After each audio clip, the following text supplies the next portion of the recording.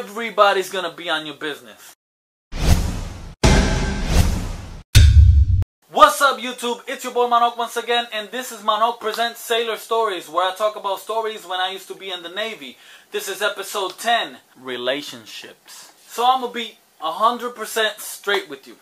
Relationships in the Navy are hard to have. If you're dating a civilian and you're in the Navy, it's hard to manage. First off, if the person's not prior military, they don't know what you go through. Second, if the communication was not there when you left, say goodbye to her. Third, if there's no love, might as well break it before you go because it's not going to work. 93% of the people that I knew that had girlfriends when they got into the Navy, they ended up breaking up. The reason why being either no communication, the person not being able to be there because obviously you're in the military now, or they didn't love each other. Sometimes they try to hang on to something that's not really there.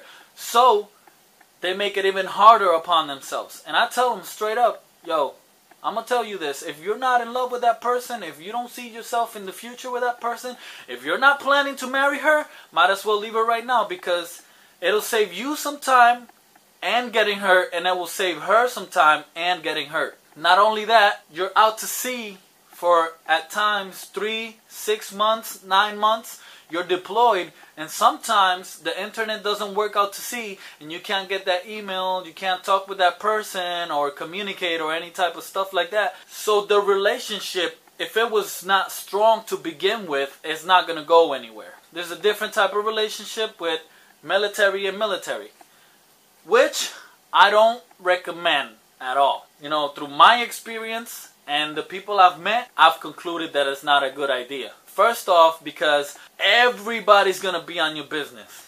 If anything happens between you and that person, if you argue, if you get into a big discussion or anything like that, somebody's going to hear about it. They might tell her chain of command, they might tell your chain of command, and it might be a bigger trouble than it was really at first. But because y'all both in the Navy, it becomes a big problem. Also, if you are dating somebody in the military, there's certain standards that you're supposed to follow. You can date up to 2 ranks above you or 2 ranks under you. Other than that, you're not supposed to do it. It's supposedly illegal. Not that it doesn't happen, because I've seen it many times that higher ranking person are with lower ranking person. But they're supposed to not condone it. Like I said at the beginning, it's hard to have a relationship if you're not in the military. But if the relationship was serious to begin with, you had plans already, y'all were getting married, and as you join the military, it is crucial that you keep that communication between each other tight like this. And that you guys talk every time you get a chance. Like if you pour, hit up the internet, talk with her, chat with her, all this different stuff, because if not, it'll start deteriorating and it won't work out. That's if you're on the serious side and you're trying to date a civilian and you guys already have plans. Sometimes it doesn't work out.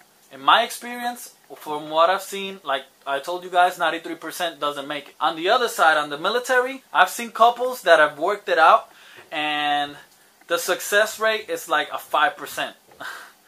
I'm just being honest here, guys.